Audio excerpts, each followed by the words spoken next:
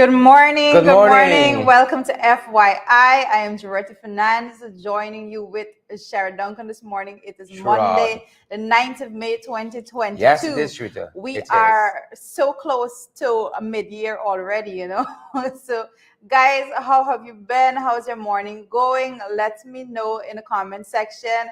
Do what you have to do as early as you possibly can. Share the live stream. Make sure that you have done your part on your end. Yesterday was Mother's Day. I want to know how a lot of you women and men actually spend the day, because the ladies were supposed to be treated by the gentlemen. We want to know. We want to know. We fast. So we want to know how things went down at your end. And basically, what's the feeling altogether? Mother's Day, one day come and go. My daughter told me this morning, you had to wait 365 days for one day. She's ready. She's fired up. She's fired up, ready to go. She's very passionate about this this timing, the fact that you wait so long for this 24-hour period. Mm-hmm. So that's she was fired up, ready to go. Hit the ground running. Very much so. So guys, how have you been as we release a comment section this morning? I see Dave Durrell here also. Beatrice Selby. Hey, Beatrice, thank you so much, guys. Beatrice sent me a message during the weekend telling me that she sent out Mother's Day greetings for me on the radio. That's yes, cool. Yes. Cool. Thank you so much, Beatrice. Right. Can't wait for Father's Day, Beatrice. Can't wait. Shared is putting in his order one time. I see Mr. John Jones is here. John Jones. Siobhan McDonald. Good morning to you, Sherrod. Good to see you. Did I just say Sherrod? Yeah. Instead of Siobhan. Same thing. Good morning to you Donna too. Fresco this morning. Good morning. Claire Richmond here. I see you joining us this morning on Facebook. Alinda Thomas, Vanessa Thomas, the Thomas crew in the house. The whole family here. Tessa Isaac, Graves Andy. Good morning to you guys. Let us know where you're joining from. Let us know if you're hearing us clearly too. We want to make sure that. Yes, I think they would have been complaining by now. Tessa. Good morning. Is it Avril Goodman? Good morning to you. How you been? How are you doing this morning? Dave is saying, let's deal with it and get the evil empire called PPP out of office ASAP. We're on it, Dave. We get up in the morning with it on our mind. That's what we work towards every single day. Magnell Barrow, blessings to the FYI family, says Magnell this morning. Good morning to you, Magnell. How are you this morning? Wills Felix, good morning to you. Wills, I see Keith Dowling joining us on Sheena Hazel. Sheena says, good morning, MP. Sherrod and Fernandez listening. Sherrod, you have to do something to that belly boy. Hi, Sheen. What, Sheen?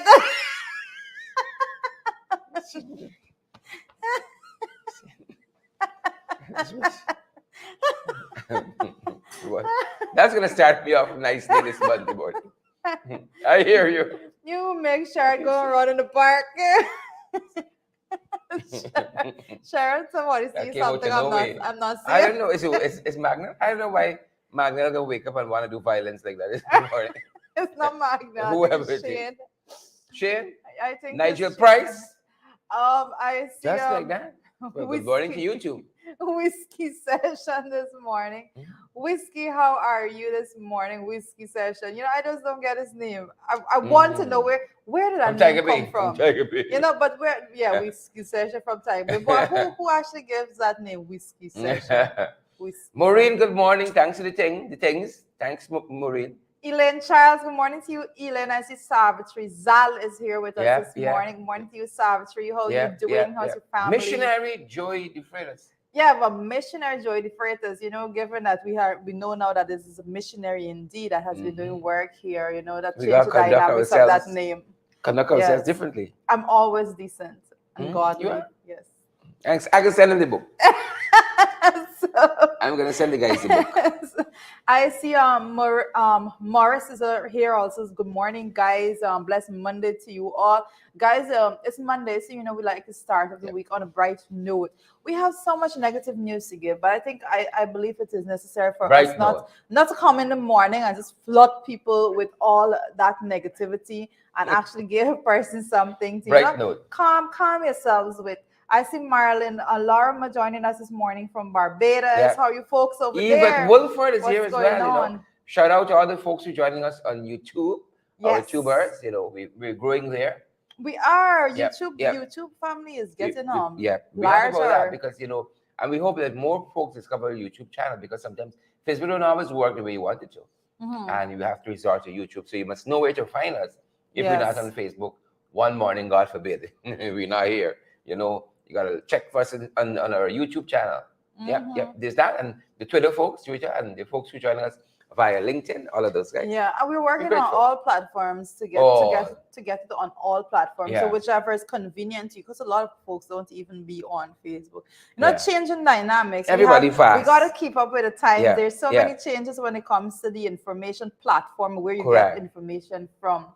I see Sandra Brotherson is here with us this Yeah. morning, and George. And I'm not sure Yeah. what's George. And I'm really angry having watched the malicious destruction of people's houses in London, There's especially the that ones show. who There's that show. conducted Yeah. the operation. Yeah. So that is an issue that we'll be speaking about throughout the program this morning also. So Mr. George, just stay tuned for that. Make sure that you share the stream so that other persons can benefit from the discussion that we're going to have when it Credible comes and valid. to that issue there in Linden, and the fact that I'm seeing headline in the newspaper this morning, Kroll denies 20 squatters structured bulldozer at Amelia's Yeah. Ward. Yeah. How could Yeah. we deny something That's the biggest issue this morning we can be talking about. that is like that? Housing and the Yep. squatting That's and our all that. big issue Yeah. this morning, guys. So make sure that you share FYI. the stream. FYI. Make sure Just that letting you you know share where the we're going. stream, Yeah. and so that Share. other persons can get it, Smash. can get the information. Yes, just that, Just like that. just like that. But I think let's go back to the comments, and I want Yep. to I want to actually check on some of the folks this morning. Carl Fordyce, you've been with us every single morning. We appreciate you. We appreciate all that you do. We appreciate all the shares that you make Sandra on a said she saw daily. us in it. Oh, Sandra did. Sandra, you should have said hello. Oh, Good to see you, Sandra. oh, I Good to think see you there. probably she saw that we went up, but I don't know if she saw us there.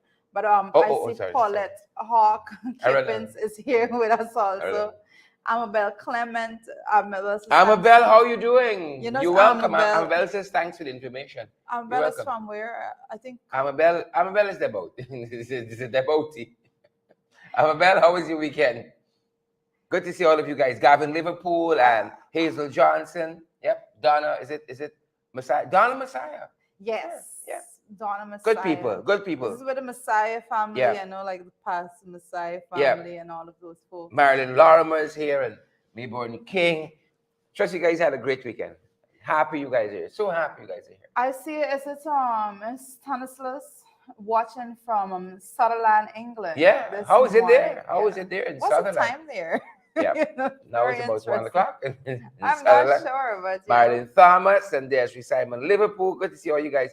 Louisa Wills, Fitzherbert Jarek. How are you doing, Fitzherbert? And- Retired last year. Having fun now. Fitzherbert, good to see you here. Shared all Welcome. up in this business. Shared Welcome. know these things more than Over me. time you pick up. You pick up Marlon in your Thomas spirit. is director. How was your Mother's Day? Oh, her Mother's Day was good. It was good. So I got like my children are still small. I don't have adult children. So my little daughter made this card for me. Like she's always making cards, right? She made this card, this Mother's Day card for me. She said, she's 7 years old. She said, "Thank you for all the care that you've given me for 7 years." 7 long years. And then, But I find those are like the best gifts. yes, those that they actually take the Handmade time stuff. and I put find together. so. So herself and her sister, they actually made these bouquet of flowers for me. They did it themselves. They went out and got everything and made it themselves. The arrangement Very and nice. everything. Yes. Yeah, a couple of years back, Twitter, my wife for Father's Day did a movie night at home, and she made tickets. Tickets. Yeah, as soon as I came through the door from work, You got a I ticket. got a ticket for the. I still have that ticket in my wallet. Believe it or not, I felt so special, and we had hot dogs and like a typical movie, some popcorn. Giving people ideas, I Good felt, Father's Day it coming was up. very nice. I felt it was very nice. I still have the ticket. I look at it ever so often. Well, that's the way. Don't things think I are. married But this girl. I during make a mistake. you see, lucky you. I But make a mistake. another during the course of the day, I got my feet rubbed. Believe it or not, Like I got my feet rubbed. And my like John, he did this. He made sure that he covered lunch. So I don't think I'm too good at feet rubbing and back rubbing, so on. And so much so, you good at I lunch? can't remember You're not good when. at lunch either. I think I know I don't like cooking. So So, I so I think had it it was covered. I had I it think it was covered. I think it was Christmas. My wife bought me this massage thingy, put it on your neck and it vibrates. But I Mm. think she was buying it for herself. I should have done anything because I'm no good at rubbing her back or anything like that. So Oh I think she was gosh. buying it for herself, really and truly. You know, the interesting thing is that I wonder, like, you can tell me, like, this is a different discussion. I don't know how we get to these places in the morning, but since you're no good at it, will you have an issue with her going out to like No, I have. There's equipment that's uh pouches up your neck. There's like a whole chair you can get, and your whole body can be, you know. but there are persons that are qualified to do that. Like you could just go and book an The equipment's qualified too. Well qualified. Well, we went once together. We went once together, and we had fun. Oh We had goodness. fun. But in that case, it was a girl doing the rubbing. You Okay. know. But So I don't think I'd be comfortable with. why not? I don't. Why I'm not not? there yet. Why not? I'm not there yet. You know, that's a whole conversation by itself. But I think I have no issue with Somebody having recognized me and with rub, having and rub my wife differently. I have no issue with having Mr. John though going out and have a professional massage. Like I have no issue with that. I don't know if I he's don't gonna think take you've the. ever seen some of these girls who work in these That places. doesn't matter. Come on, I see myself. God damn it! Come on. Good comeback. Good comeback. Carol Rollins, Hubert Buser, Shirley Crichton, Myrtle James. I see myself. It's good. It's good. Come on. It's all good. It's all good. You could go to whichever. You coming Yeah. back home. Yeah. No, but I Nice love and the decent. fact that you have the first time I put on this thing on my neck, I felt like, you know, I didn't know they create them so. I mean, this thing was really good, Mm. and the fact that you can take it with you anywhere you go and plug it in. I am almost daily rubbing my neck now because I mean, it is I what got it is, you. you know. I think we're gonna do this. So Yeah, yeah. Candace Chan is here with us. Says who is John Doe? Candace. Candace, I will send you the book, Candace. Don't let me start the discussion now. What was the menu, by the way, Oh, yesterday? goodness. What came as part of the menu? Oh well, there was this a special type of rice. God knows what the name is. Fancy rice. Fancy rice. A whole baked chicken. There were You special. When you get a whole big chicken in these hard economic times, I think that's a proposal right there. there was a Did you say yes? there was Should we give actually them a hamburger, a a whole chocolate chicken? a You chocolate gotta say cake. yes. A chocolate. I'm trying to Mhm. remember all the things. A chocolate cake, steamed greens, Mhm. baked macaroni, and it was baked potatoes, but it was done in such a unique way. It was actually really, really good. Mhm. You know, so I am pretty sure I'm missing something.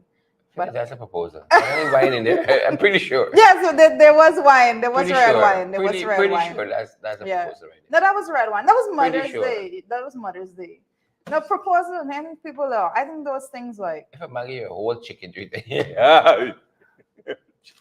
the whole chicken, you know? I got it, Beatrice. Beatrice, I saw it. I saw Whole it. chicken. I greetings Yeah, for Mother's whole Day chicken. through Candy. Right? Yes, I got Paul it. DeAndre, Beatrice. whole chicken. I want to know that before we move forward. First of all, good morning to you, Kamal Fasad, joining us. Kamal out is of there? Bartica. Kamal sent a comment. The comment just rushed by so quickly, but I read every word of it. What is that? Well, Kamal is saying she's making a point that although the Maritime Administration has said that there should be no increase in the boat fare at Bartica, which persons would know that the boat fare is $2,500.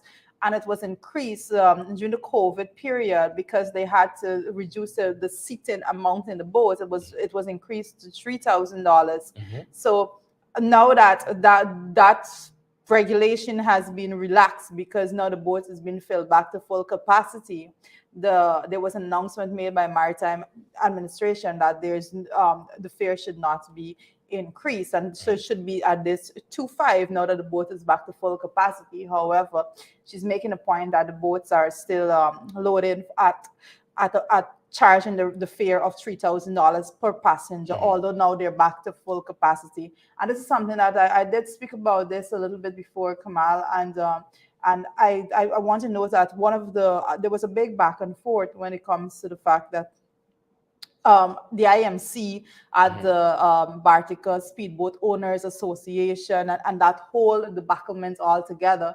And what I can say at this point in time is that the elected body, in my humble assessment, needs to take control of that matter And and the actually Maritime do Association needs to right. stamp its authority. Well, the And let's maritime wait. official, I think it was the maritime officials that was actually at the meeting. Mhm. I think two maritime officials were at the meeting that there was the attempt to put in the IMC, Mhm. and those persons were asked to leave Mhm. by Miss Debbie Prasad based on what was So reported. the episode bigger than the whole Those persons were actually saying that they Maritime were Authority. not invited to the meeting. Mhm. That's what I was made to understand, right? So Interesting things that's the happening. allegations. It was alleged, Interesting things happening, Yep. and definitely the Maritime Authority needs to step in there, and that's what they're there for, the regulation, Yeah. right? To regulate, and then Yeah. the speedboat So there are association takes it from there. several bodies actually regulate, especially when they have these bodies that fall under the Friendly Society Act and all of those things.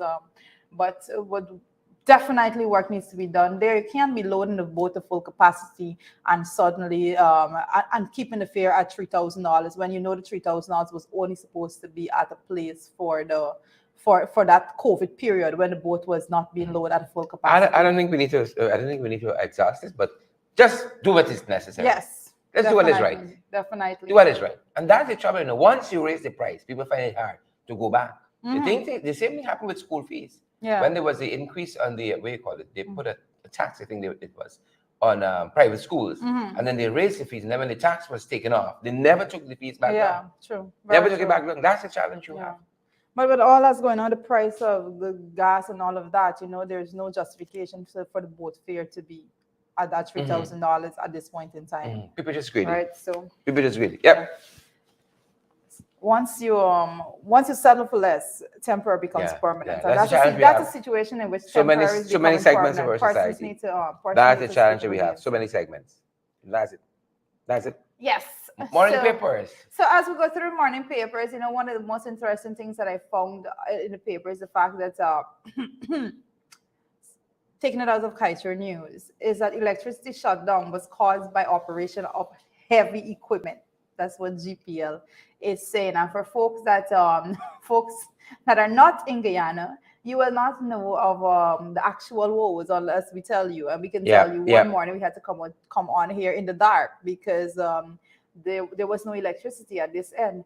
And it's saying here that Guyana Power and Light Inc. has blamed the recent spate of blackouts on operations of heavy duty equipment by contractors. In fact, GPL said that the operation of heavy equipment caused 60% of the electricity shutdown. I don't believe a word. No, it doesn't even make sense. I don't believe a word of that. It doesn't even make sense. I don't believe a word of that. How do you even come to people with this nonsense at this point? Don't believe in a word time? of that. It's Right? just So sheer we incompetence. didn't had heavy duty machinery operating prior from 2015 to 2020. Those things were not operated. That's what they're trying to say. And people can be fair. People, if people want to be fair and objective, they can. Yes. And we were on the decrease, vast decrease where blackouts were concerned. Yep. I mean, it was like once a month, twice a month, if anything. Now it's like that's per day. It's blackouts every day, right? Every single day. People in quarantine were complaining to us that 6 times in one day you had blackout. That's not blackout. Right. It's cascaded shutdown. That's fairy lights. You're right. I don't understand. Absolutely right. So we got to fix that. We got to put our heads to it. And 50 odd years, we can't still be fighting that blackout battle. Well, that's what I'm saying, because the point that I often make is when you compare to other countries, we want to say that we are on this trajectory of development, and we want to get to standard that we can be squarely compared with a lot of developed countries on a lot of these platforms. And actually having reliable power is one of those platforms that we need. We need to secure. Come on, every aspect of development is highly reliant on energy. And availability of stable, regular energy. And I want to say that there are countries that I think Dubai, the UAE, actually have had this period. I'm not sure if it's still on now, that they had 20 something years of no blackout. Wow. Right. And I thought to myself when I read it, Wow. it's like there are persons that little babies that were born and raised and don't know what it's like to have the power off. Yeah. Yeah. That's a good thing. That's a That's a good thing, crazy and we concept. deserve that too. We deserve that too. Yes. And I saw recently too. With that, the administration, they were taking a swipe at the Power Producers Distribution Inc. PDI, saying that is their fault. But I am saying this again: if PPDI wasn't such a good company, how come we had How come between power blackouts raining? 2015 to Yeah. 2020 they were operating with optimal You know efficiency? what it is? It is just looking for somebody to blame. And I'm certain that Marilyn Lorimer understands that, and Bill Clement, and Ian Harry, and all the other folks like Kevin Harris. You understand that? I mean, you can look and see. People know this. It's not so far back that you can take your mind to it and say, we didn't have this amount of blackouts. We just didn't. Yes. Right? Yes, We just yes, didn't. And how can you, for whether it's a home, you got children, you're preparing for exams and school and all of that. You got a small business or business in the whole, you're trying to manage. You cannot operate like that. No, you can't. You can't. There's so many persons, so many perishables. Persons Yeah. rely on the power for to actually safeguard and store. And with all those blackouts, it doesn't put you anywhere. When you have a total blackout, you're living in a country in which the ordinary business cannot afford to have a generator to power the business and to keep things like freezers and so going for hours on end. When you have these blackouts, everybody's affected, every single body. Yeah. And I always say, well, let me just not say everybody. The vast majority of persons are affected because there is a little group at the top that couldn't care less if the power is on or off because they are safeguarded in that way that they have alternative sources of energy being utilized. Yeah, For they're their throwing the big premises. generator, basically. Yes. Well, it is in the morning, people. Well, it is, believe it or not, we're celebrating Mental Health Awareness Oh, Month, right? yeah, Mental. yeah. I can think about Yeah, we need to take I can care think of our mental about health. a few reasons for us to take this absolutely serious. And mental health Yeah. awareness is something that we have been putting on the back burner for Yeah. a very long time. Yeah. A lot of times you go down the street and you see a lot of persons with mental health issues, and persons just put them off as the mad person, a crazy person. So we need to get to a place that that the attitude that we have towards treating mental health Yeah. altogether is changed, because these are human resources are out there actually just dwindling away because of the lack of effort and emphasis on actually bringing mental health to the forefront and dealing with it strategically so that those persons can be helped medically. And it's But a I very think serious it's not. issue. I think it's not only. I think it's that, and it's also people who are not destitute and on the road too. Because Yes. all of us got severe challenges that we face at one time in our But life or the other. that is the ultimate end of, Yeah. of a very bad situation. But it's a good point. Yeah, you're I making. just think that Mental health is just some people break under the stress of it. Yeah. Sometimes the difference between us and the man out there, really and truly, is just the awesome grace of God. That's all. In my own personal life, I can attribute it. You got severe issues you face from time to time: family, relationship, marriage, children issues, all of that. So much can come against you. Economic, right? And when we talk about the big issue, we talk about what's happening in Linden. Severe, some pressure.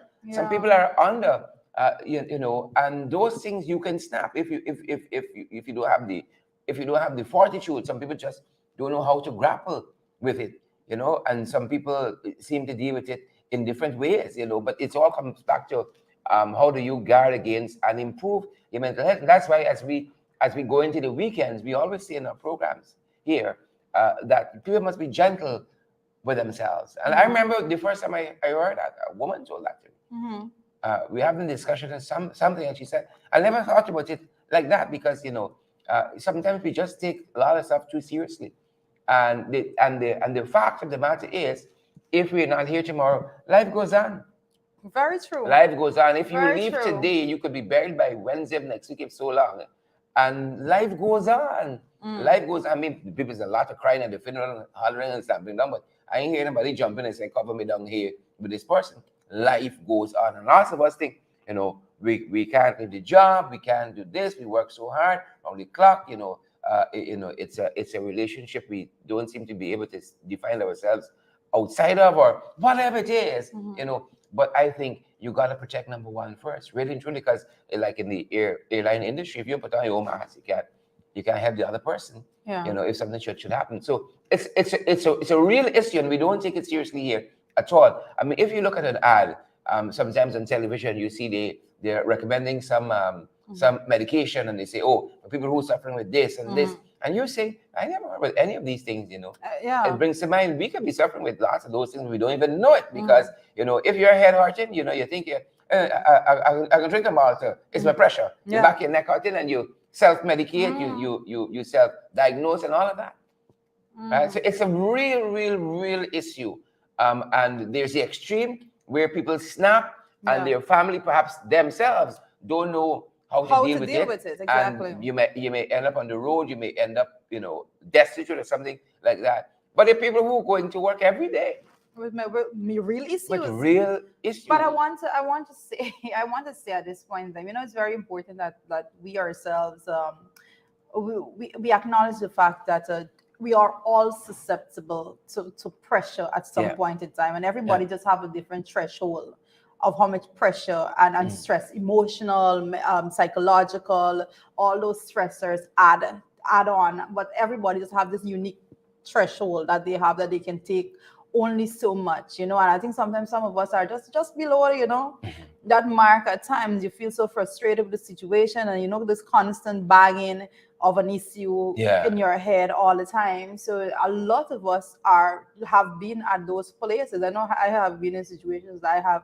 been completely stressed out. You just feel like you are at this breaking point, but it so happens that you, like you rightly said, by the grace of God, you manage to push through and not reach that breaking point. And as long as you live this life, you're gonna have those moments. You're gonna have them, irrespective of who you are. You have those moments. And for me personally, in my own personal life, I think, again, it's nothing but the awesome grace of God, because knowing a higher power, higher being that I can call on when I think my own resources as a person, emotional and physical and psychological, are depleted, to say, Father, help me. Right? A lot of people don't necessarily have that. And sometimes even with that, you're still under severe stress and strain. So mental health is important. And as Rita said, it's Mental Health Month, and we're going to be touching on this subject matter as we go down the line. Yeah, we're going to be identifying some of the issues, real issues. And I want to just mention at this point in time, before we move off the topic, that there was a bill, a mental health, a bill that was tabled in the National Assembly. That bill will be debated at the next sitting, at the second reading of it, because it was read for the first time at the last sitting of the National Assembly. So this mental health bill, which was not even in the National Assembly. He would not be there for that debate altogether. Am I missing anything? Well, I have been going through the bills. I'm quite interested in the things that are in the bill. But one of the things that I want to just pinpoint at this time, one of the things mentioned in the bill is that ignorance will not be an excuse that a reason that the court will accept. Oh, you were ignorant to the fact that this person had mental health issues when you were dealing with the person. So a lot to be dived into with that. But as we move forward, Morning papers, folks. Morning papers. Share the live stream, smash that emoji button, and of course, we always say 30. Partner with us. Go ahead, Judith. Yeah, I see Raul Hamilton is here with us this morning. I just wanted to take a break into the comment section. I see, Amabel Clement is always there. Elizabeth Gaskin, Kevin Pierce is here this morning also, and Cheryl. Mulrain, Cheryl, how are you doing? I didn't see you a little bit, but good to have you here. Nonetheless, we have Hamiltons in our family. Really? Yeah, we got Hamilton. So who knows? We got proper Hamilton. And it's been provocative. Proper Hamilton. Brenda Bramfitt, Marilyn Thomas, Keith Dowding, Brenda Bramfitt. Wonderful folks. Wendy Rowland. Smash the emoji button for us and give that live stream a share as well. Twitter, push on. As we are pushing on this morning, I see the UN committee questions government over Minot and Marudi Chinese landing following complaints Yeah. by the indigenous communities, and this is a serious We spoke issue. about this last week. Yes, this is a In very that serious historic issue. judgment from Yep. that International Human Rights Commission. Yes, Even though the area is slipping me right now, it was ruled that they had their human rights violated. Correct. And part of the process is this administration, and we're coming to a portion of that, does not like consultation with anybody. that is the whole core of this matter. Right? This is the whole core. You are in government and you feel you have a right, you have the overarching power and responsibility to ram everything down the throats of the Guyanese people. But and in so many court cases, Trina, they have been found wanting with that same attitude and mentality, and they are learning nothing. The big stick method is always this time the court pushes back, doesn't prepare them for the next time. They keep going and going and going and going, and it's always the same thing all the time, and they gotta watch that. But what we say when we speak on this particular matter, to try to agree with everything you say, but I think we also need to address the fact that that there are laws that's guiding this process and how it should go along. It's not just like oh, you don't want consultation, so you just consult if you want it or not. There's laws guiding this process, especially when it comes to the Amerindian Act and so forth, and the evolution of that act altogether. But I want to say that a lot of times, and we've been seeing it specifically with this administration also, a lot of times, we have these laws and you say, oh, this whole benchmark law is in place and persons are going to be protected and all of that. But that is how it is on paper. And when you actually get on the ground into these communities, you see that the persons there, because the persons there, a lot of them have not even been afraid or exposed to the various sections of these laws and so forth. So a lot of times, though, they're very right that is supposed to be protected, written in law, is actually violated because persons that know of these things decided that they're going to go and break the very law that they said that they are working to create to protect those people. We understand, Rita. These folks know the law. Yes, they do. Right? They know the law. Anil is a fairly bright guy. Yeah, He's a fairly decent attorney. I mean, he's a fairly aware person. Right? He's aware of what is going on. He willfully goes out and do things that is contrary to the law. Great, and it comes back to that maxim you just mentioned it. Ignorance is no excuse. Yep, that's what the law says. Ignorance is no excuse. So even if you play, I didn't know, right?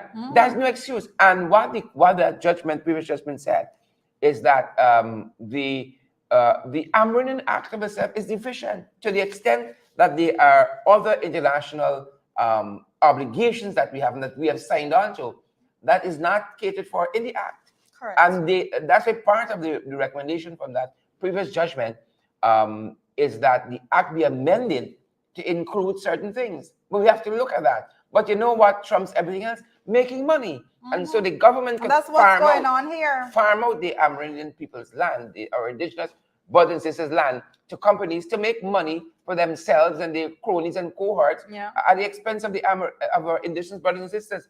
Due to the point we were making earlier, and I think we went through some of them step by step in the previous program. Could you imagine having so much land, so much resources? When we read the content of the judgment, over 25 or 30% of the land holdings of our indigenous brothers and sisters were being farmed out for these mining.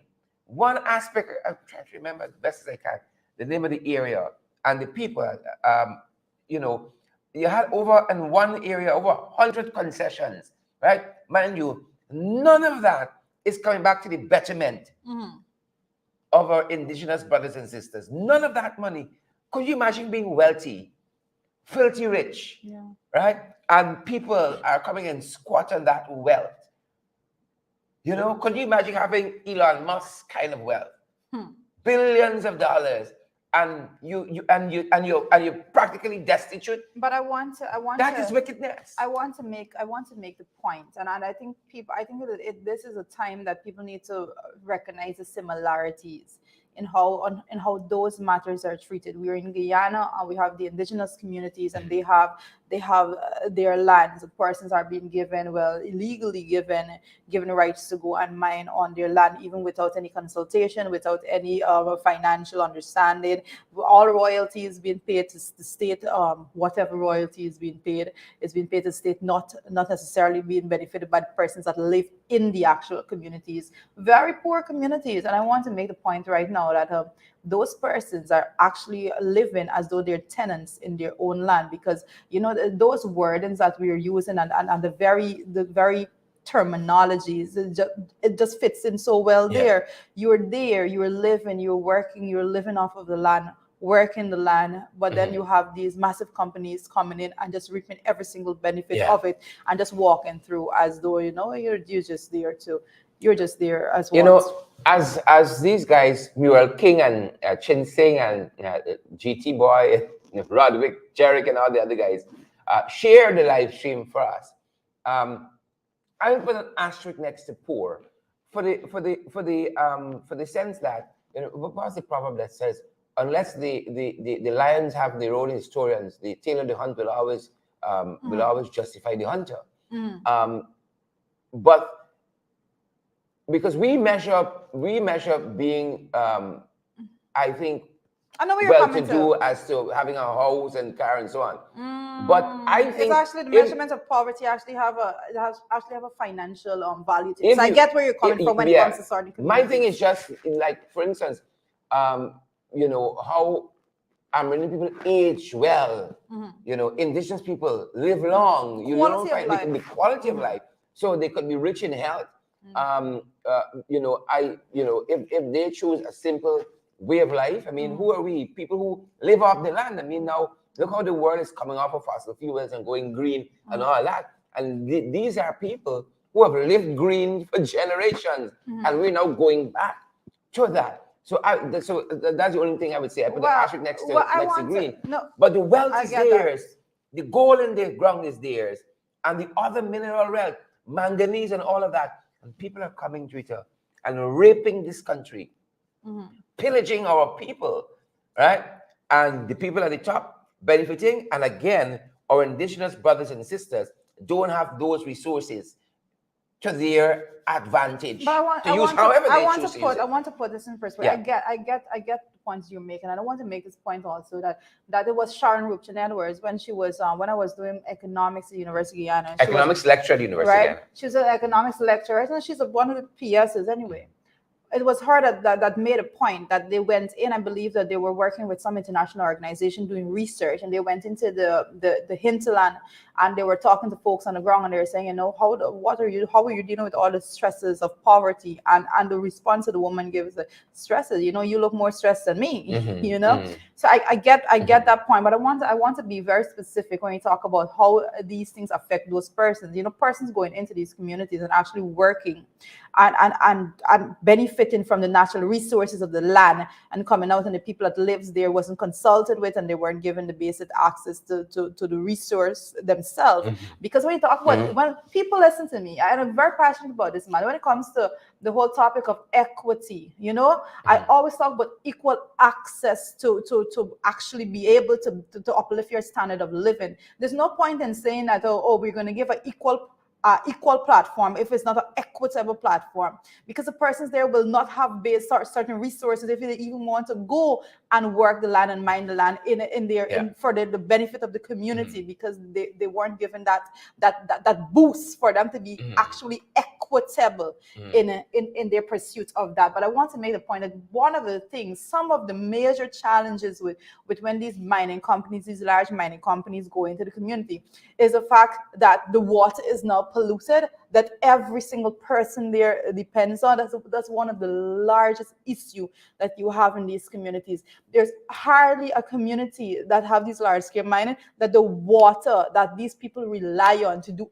every single thing is not polluted. And that's one of that's when you talk about now, when you talk about being poor and stuff, these persons do not have the resources to have alternative sources to get these things from, and because of that, those things directly impact their health and well-being.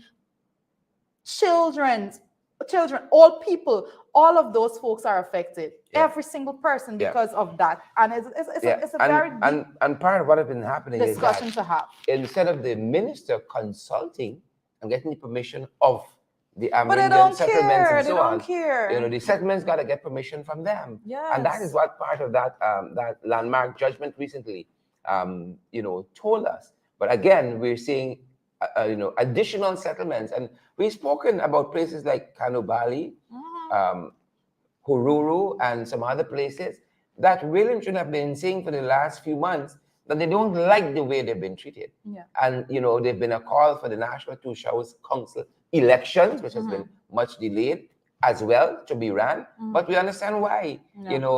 They wouldn't want to hold the elections because, of course, they don't have their people in place to secure the top spots and so on. We got a lot of work to do in this country.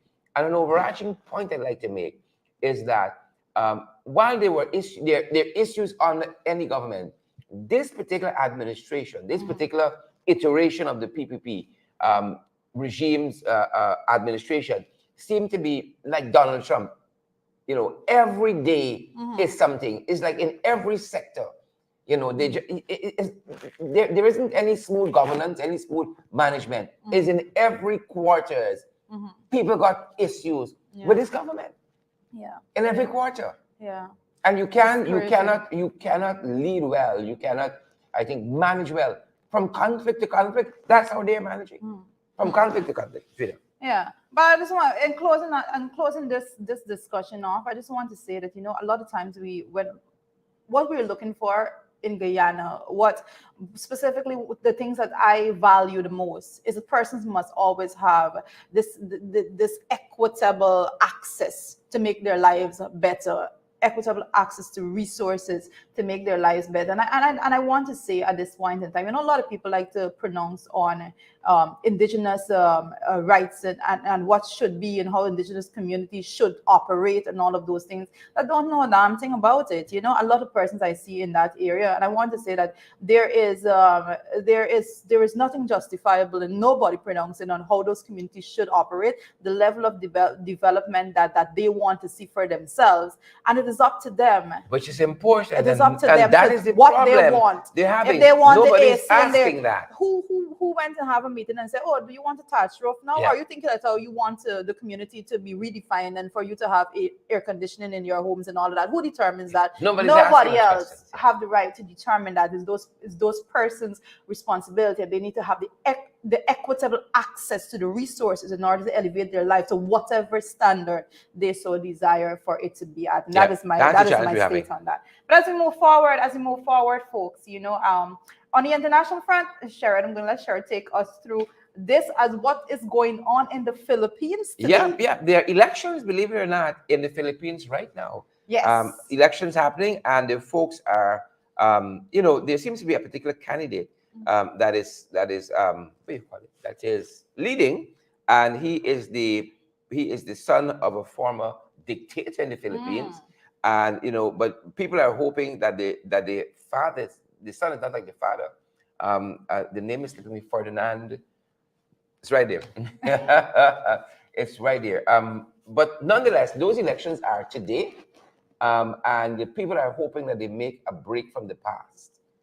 Got you. And they're really, really hoping here that this Ferdinand Marcos, thanks very much, Jurita. Ferdinand Marcos is the presidential candidate, and he looks likely to win. And all fingers are crossed. He is junior. I think his father was Ferdinand Marcos himself, right? Yeah. Ferdinand Marcos Jr. And people are really hoping for the best here. And one of the interesting things that has happened here, Twitter, is that the use of social media by young Ferdinand Marcos Jr. Is one of the things they were talking about that has propelled him to the to leader of the pack, right? And he has made ample use of social media, and in particular TikTok. TikTok. Right. So we're gonna watch to see how that goes in the Philippines. And those people have a very robust democracy now, and they're not looking to go back. Like how some people want us to go back to pre-2015 era. They're not looking to go back. They want to go forward. they think he got some good ideas, and I think they want to work with him. This is the citizenry. I think they want to work with him, and let's see where it goes. We'll keep you guys posted. Yeah, most definitely. We will continue to monitor that specifically, Sure. But as we continue on the now on the regional front, I Yeah, see yeah, yeah, Lula launches yeah, yeah. presidential bid to Interestingly, defend guys, Brazil democracy. We hinted interestingly, at this last week, yep, yep, yep. Candy and Candy Nelene and Desiree and Paul Passad and Margaret Nelson, all you guys. Interestingly, this is the day after what's his name was here. Yeah, but we did Right? speak about Jair it. Bolsonaro, We the did speak day about it. after Jair Bolsonaro was here, Lula da Silva launched his presidential campaign. And if you guys have been following, you all know that when Lula da Silva served as president, he was the most had the highest ratings Yeah.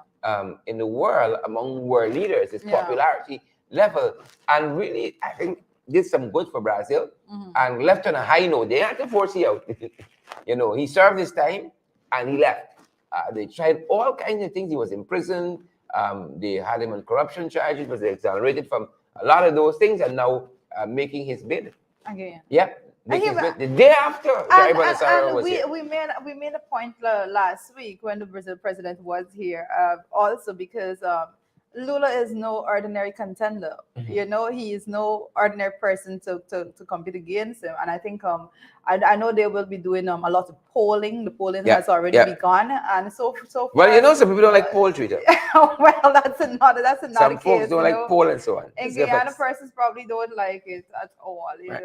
Persons don't like poll and so on. So that's a challenge there. But I think one of the things that I don't want to just jump into our other story as yet, but I think moving off the fact that we're looking at the Brazil's president and the fact that he visited here and all of that, the media has been saying a lot.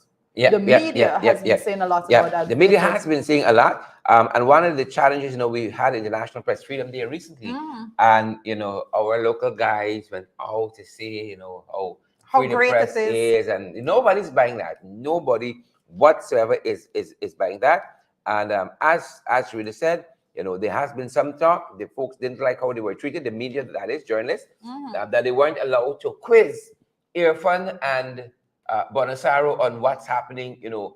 Some of these things that they are signing us on to these multilateral agreements, bilateral agreements rather, and I wanted to quiz them, and that is part of media too. That is part of journalism. You don't just sign off things in secret. But it's not just quizzing. It's not just quizzing. It's like the media's concern, and there you have Nazima Ragbir. And every time I look at Nazima, I say, very, very Nazima Ragbir is the president of the Guyana Press Association. That's why we. And also the head of the Caribbean Press. I know it's not the Caribbean Press Association. The correct name is not at the top of my tongue right now. But Nazima has been doing a lot of good work. But Nazima here is I believe she spoke with, if I'm not mistaken, I think she spoke to Starbuck News about what their feelings towards what went on. The fact that even when the reception was done at the Audichon Conference Center when that happened, the fact that they were ushered into a room and asked to wait there until the president got there. And when the president got there, this is the Brazil president, I think they were not even allowed to do their own footage, a video footage of him coming in and all of that, so you in which day and age do you have the media locked off in a room? We've been saying this here, and it becomes more evident as time goes by, that the current regime, they are not prepared at all for the internet age. They're not. They are not prepared at all for the internet age. And you even saying it now, but the fact that you just spoke about the fact that even in the Philippines, the candidate there, Junior, he actually utilizes TikTok and those things. And persons need to understand the dynamics when it comes to social media and the influence that it have altogether. And everybody, you can't just sweep it under the carpet. That's not how it's going to be. It's going to get stronger. It's going to be more dynamic. It's going to be more diversified. And the most you can do is get on the bandwagon and see how you can integrate into what goes on right now. I think they have been failing tremendously. The Well, current I'm not going to give them any administration. ideas. I'm sorry. Yeah, the current You know, administration has been failing do what they tremendously. do what they're doing to When the pairs works to because our benefit. So. how do you lock out the media personnel from videoing, and then I believe it's that only DPI and so forth was allowed to do that. Who watches Go right ahead. If you DPI? want to lock out reporters, go right ahead.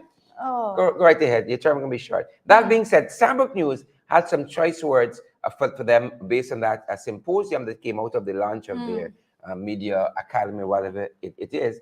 And this was just this morning's Sambrook News. The editorial header is Press Freedom Symposium, and among other things, folks, among other things in this editorial out of Sambrook News, Laverne and Deborah Clark, Paul Passad and Sandra Holder, Yesurel Boville and Malin Thomas, among other things, they said here in this editorial, they said that at an elemental level, what the press in this country requires is for the government to be fully transparent and accountable. President Ali has asserted that his government has been the most accessible to the media.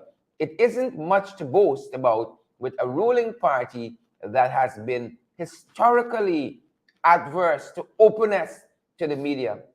Ouch. It is unacceptable that approaching the second anniversary of his ascension to the presidency, that President Ali is yet to hold regular press conferences. And they said that, they're so open and transparent. and zero press, Right? zero cabinet briefings, post-cabinet briefings. Moving on from there, the editorial goes on to state that these should be held ideally once per month. These press conferences with the head of state. Openness and accommodation of the media cannot be defined by journalists buttonholing the president on the sidelines of official events, and certainly not by the snobbing that occurred during the visit of the Brazilian president on Friday. Second, there should be regular briefings of cabinet decisions and the opportunity for the media to ask questions about these. This should, however, be shorn of luncheonesque circumlocutions, which was a feature of the Jagdeo administration. Wow. It seems like they come back too. And finally, the editorial says that there is also the related matter of press conferences by the vice president, Mr. Jagdeo. These cannot be considered as a substitute for presidential briefings, as only President Ali can speak definitively on behalf of his government. And that is ideally what should be happening, but what you have is the vice president speaking definitively on behalf of the government. And major announcement that we have learned every major announcement. And this is what has happened, this whole what do you call it? This whole pantomime, this whole puppet regime that is happening. Let's call it for what it is. Ali is sent overseas so that Jagdeo has the space in the room, just not really showing him up, while he's here. Then you see Jagdeo holding his press conferences, and then you see all these major announcements. Irfan Ali has not made one major announcement to date in months. Correct. In months. Right? He's always off doing some ceremonial thing as though he's a ceremonial head of state. Right? But it's his second vice president who is wielding the power. And that's absolute nonsense in the 21st century. It's absolute nonsense. In the Twitter age, in the TikTok age, in the Facebook age, in the social media age. That is absolute nonsense. Well, I think Sambrook News has again hit the nail on the head with that bit of reporting there. That every last word of it we have to agree with, and they have not been saying. They basically say things that people see every single day. Persons, we have been talking about the failure of the PP administration to have post-cabinet press briefing, something that that the previous administration, APNUAFC administration, was ardent with every single time. You have the post-cabinet press briefings. You see Mr. Harmon used to come out there and make sure that whatever decisions were made, the press was made aware, the people of the country was made aware, questions were asked and questions were answered at that level. And again, it's most uncomfortable. It should not be the case. How is it that you have a head of state visiting the country, you have all these personnel there at all the strong conferences, you invite the media? It's not a case in which you just lock them out the gate, because that would just be ridiculous. So they invited them, but it was equal to them locking them out the gate. because they invited them, then locked them up in a room and said, you stay there. They don't want no analysis. They don't want any independence. They want to set what is reported on, how it's reported, and by whom. Yeah. Right? That is what they want. They want regurgitation and not any deep analysis, any thinking to take place. That is why they operate in the manner which they operate. And that is why President Ali cannot face the media on his own. But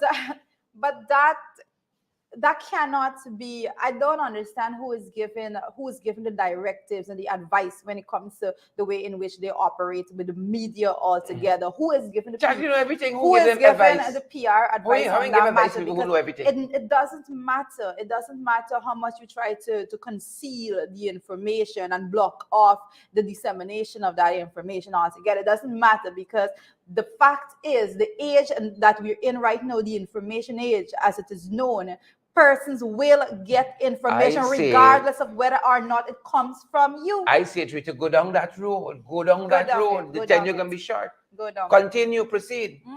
You know, as you were. Go down the road. Tenure can be short.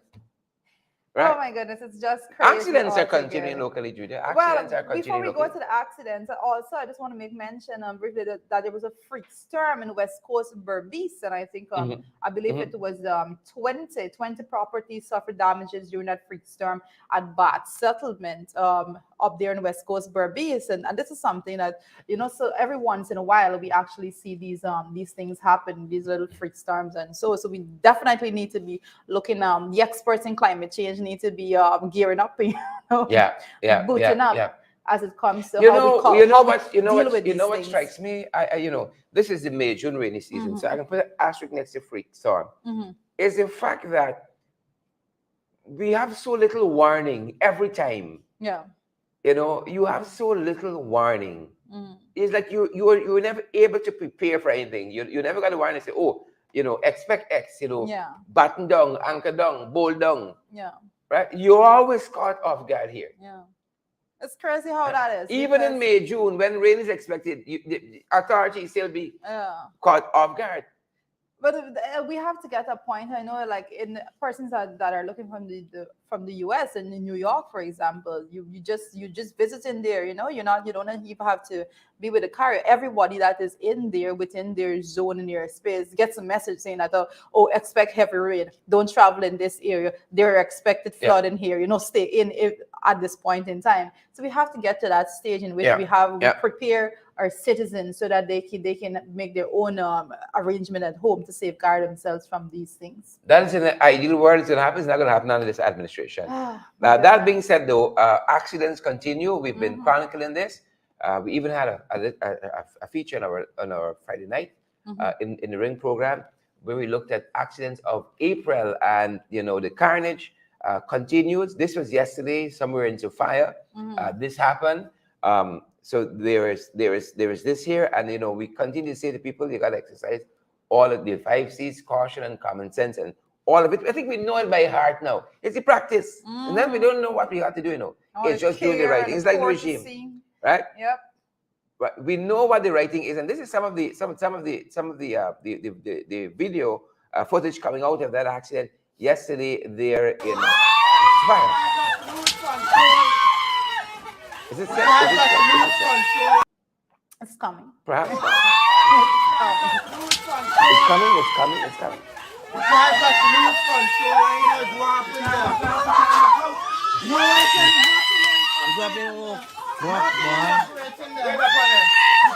Don't reverse, you can't just lose control.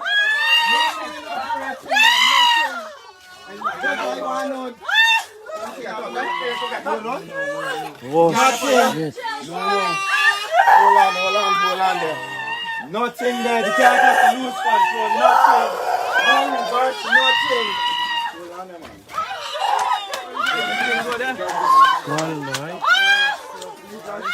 What are you going for? You're every day in there.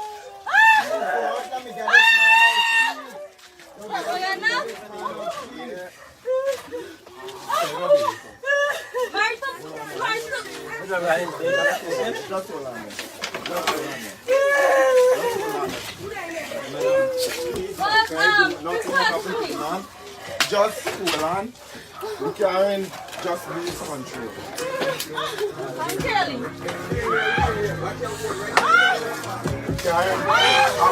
Hey, I see push out the car now. Reverse, not reverse. This country guy will say. Why you passing it fast with nigga? Yeah, them right to party car there. Right to party car there. You buy there, eh? Right to party car there. Oh shit. You know right there. What over there? It is the collapsing, right? Who's the driver? Driver down there. Where there? Oh, you reaching up high. You reaching up to the plane.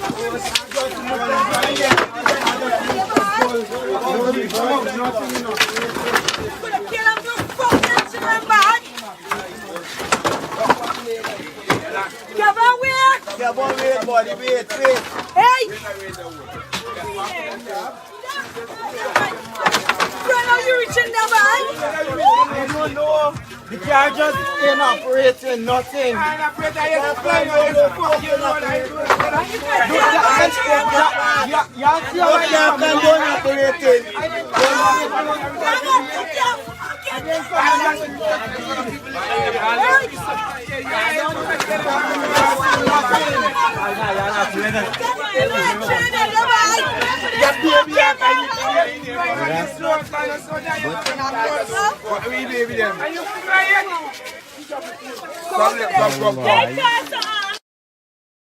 Yep. So, folks, that was somewhere into fire.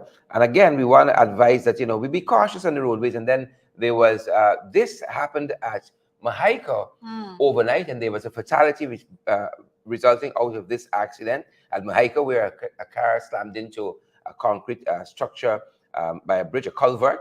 And this resulted in a fatality. There was also one in Sue's Night, Airport Road. I think that's the name of what they call the area there. Yeah. Airport Road.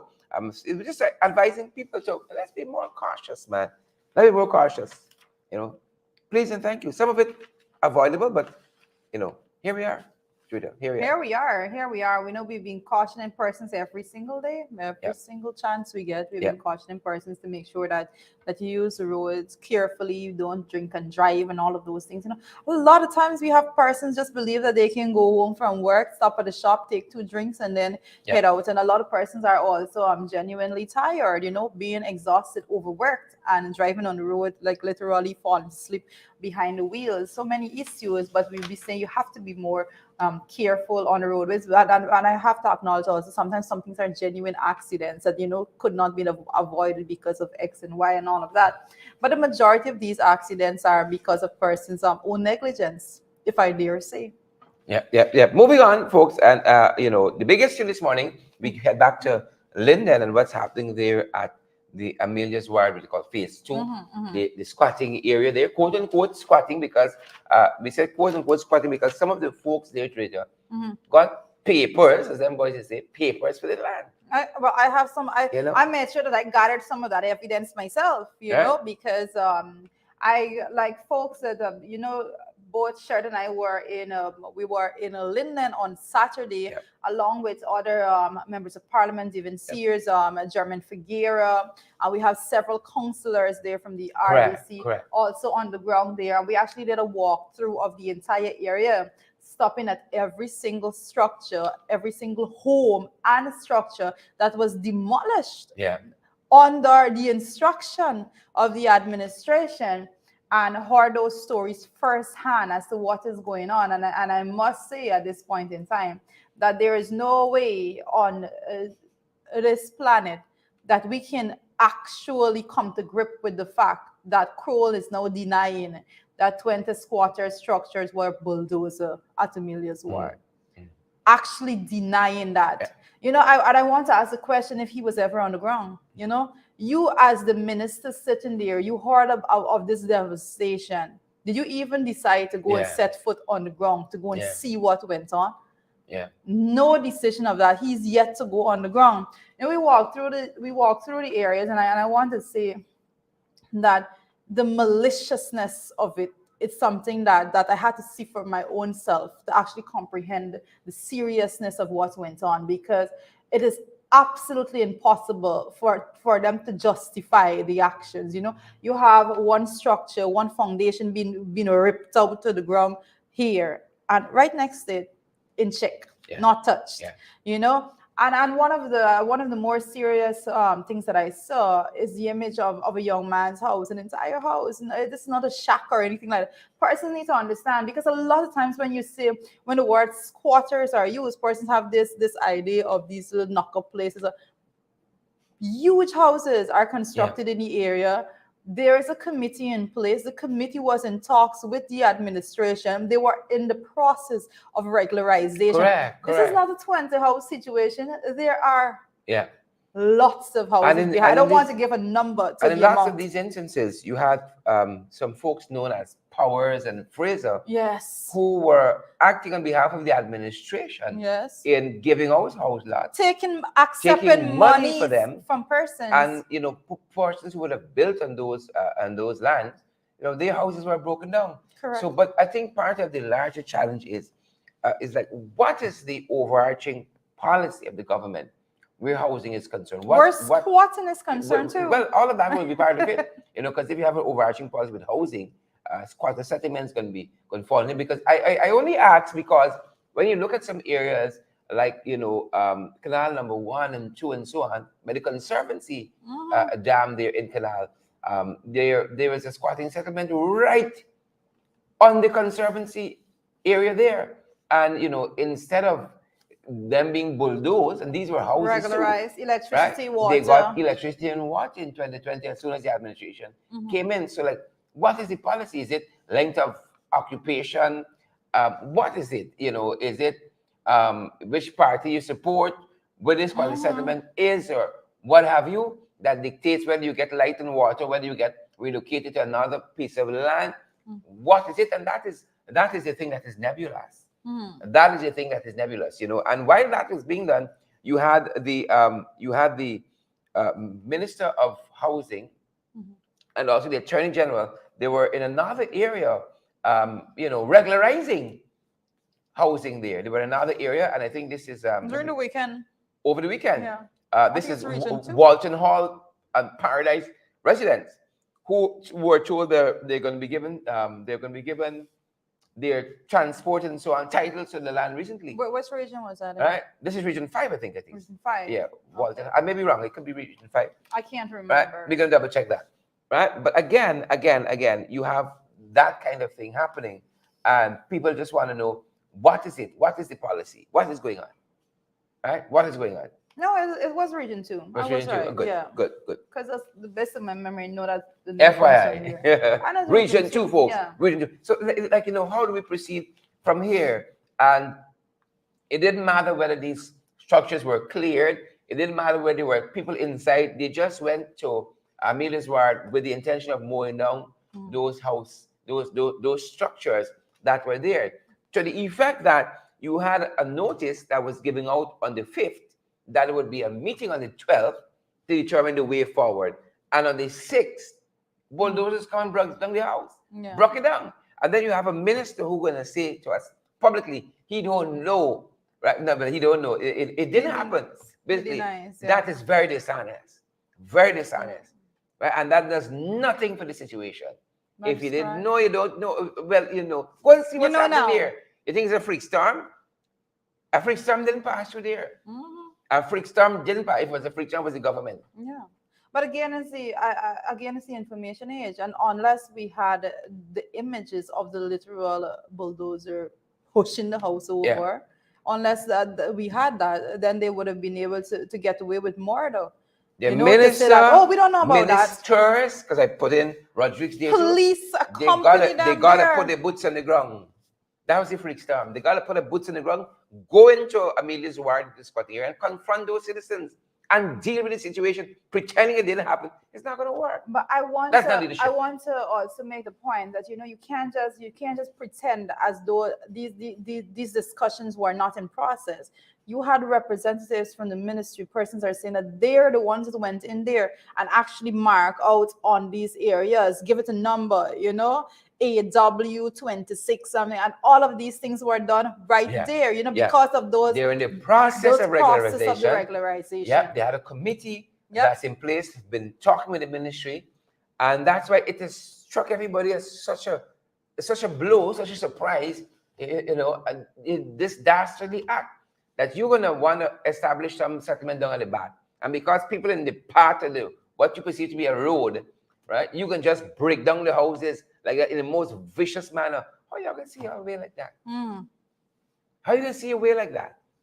And then when people push back, you talk about naysayers and critics and all that, but you're doing foolishness, man. But one of the issues there, one of the persons, a woman in particular, that had her home. You know, that's her home. I mean, you could see it however you want. That is her home. Yeah.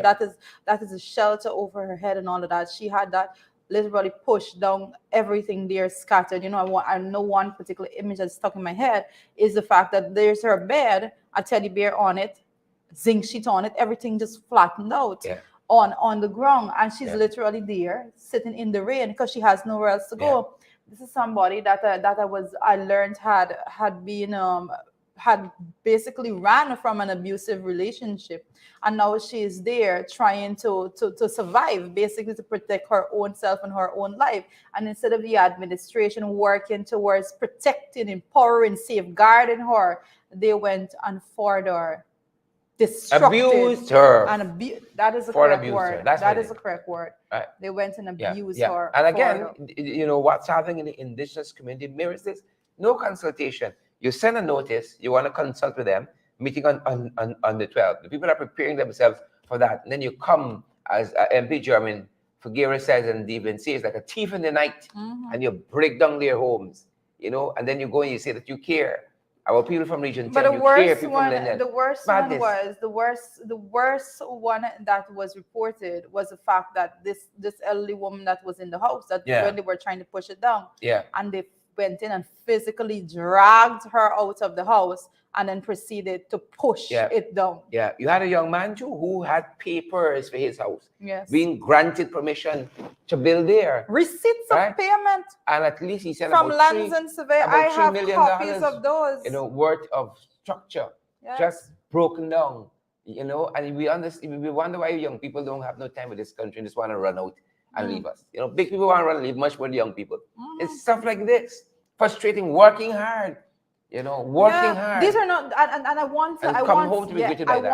I want to make this so the persons there. What is clear there is this is not no cascas whatever. Persons went, whomever is looking after the area, whomever is the members of the committee all together, they have been in talks. Let's just put that out to get it regularized. And the very fact that persons went in there and they were saying, "Oh, where are we going to allocate numbers to these areas?" And so, and in that process of regularization, we cannot just have this imagination in our head and these are just some people just go anyway, anyhow, and just knock up something and I just get it out. Persons, the houses that are in It's the not area, the typical quote unquote squatting. it's not the typical quote unquote Settlement. yes It isn't. squatting. It It isn't. is not. You know, persons go out and work. One of the guys there, when they bulldoze his property down, he was actually at work working on a project for this current administration. When he received the news, he rushed in to see his property demolished As a matter altogether. of fact, he was working on that controversial project.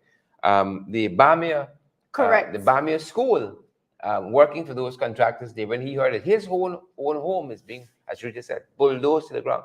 All right, but we're gonna keep on top of this, folks. We're gonna keep on top of this, and as we get additional information, we're gonna have that for you.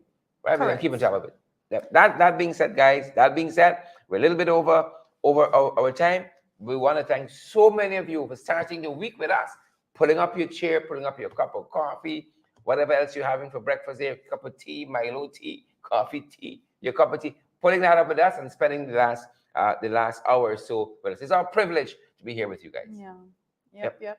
And I see Commissioner Cole is making a point to dismantle the home with a woman inside is a violation of human rights. And Right, and that is correct. So I know that there's so many different organizations that I need, and just before Mother's Day, and again I say where are all these organizations that step out, at the Them opportune boys time in care. to speak on Them behalf boys, of no, women and rights it's and all of opportune those speaking. things, It's right? opportune speaking. It's speaking opportunely, Mm, right? mm, Speaking opportunely, but you put a jingle on a page, mm.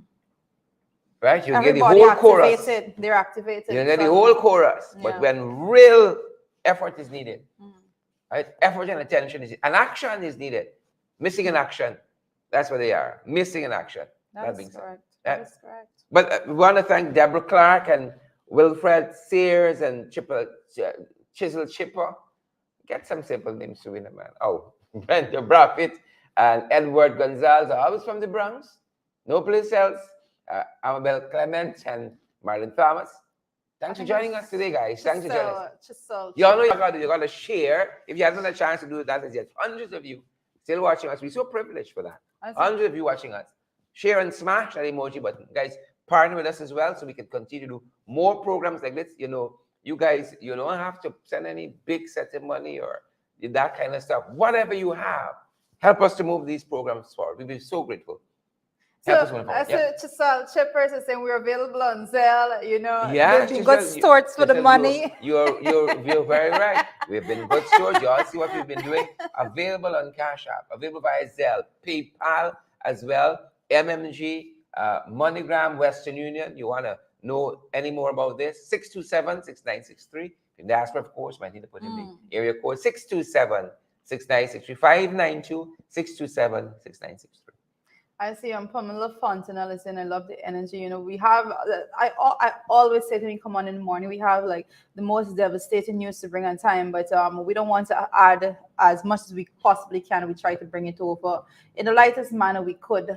There's sometimes we just can't. Yeah. So there's sometimes it is what it is. Go it's over what it is. And we just can't. So watching from Queens, I see Cheryl George. Guys, thank you so much for joining us. It's the beginning of the week. We have a long week ahead. We know last week we had 3 days of actual working week because the other days we spent doing work otherwise than coming on air. But I want to say thank you so much for joining us, and we will be seeing you throughout the rest of the week. So make sure that you join, make sure that you share the stream. That's our time. Do your part, and tomorrow we're going to be bringing you a whole lot more information and some of the very aspects, things that we've been discussing. We know that we'll be bringing updates tomorrow on these issues, especially when it comes to what is going on in Linden and that matter altogether. So again, join Below the Belt at 12 and then 8 p.m. for In the Ring. Make sure that you do what you have to do before those timing come on, because at that time, you break up. Please and thank you. Persons can't be bothered. Please and thank you. We done talk. Yes, see you again tomorrow at 8 a.m. Have a good day, guys. Stay safe. Stay safe. Stay blessed and safe.